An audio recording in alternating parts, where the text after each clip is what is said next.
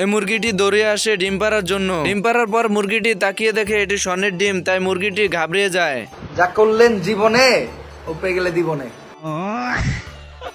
এরপর মুরগিটি ভয়ে ডিমটিকে বাইরে ফেলে দেয়। আর এদিকে হাঁস আর বিড়াল ডাস্টবিনে খাবার সন্ধান করছিল আর বলতেছিল শিল মাইরা দেবো।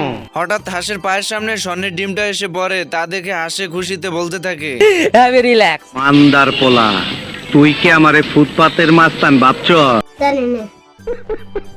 এরপর বিড়াল এসে হাঁসকে জিজ্ঞেস করে হাঁস কি পেয়েছে। হাঁস মিথ্যা কথা বলে বিড়ালের সামনে কসম কাটে। পশ্চিম মুখে ফিরা কইতেছি, যদি মিছা কথা কই তাহলে আমার উপরে ঠাড়া পড়বে।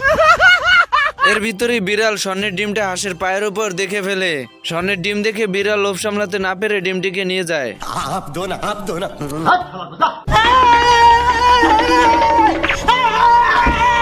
আসসালামু আলাইকুম বড় ভাই। বন্ধুরা, দ্বিতীয় পার্ট দেখতে চাইলে অবশ্যই কমেন্ট বক্সে জানাবে, আর ভিডিওটি ভালো লাগলে অবশ্যই লাইক করে দিবে, কারণ আপনাদের ভালোবাসাই আমাকে ভিডিও বানাতে উৎসাহিত করে। আমার চ্যাটার বাল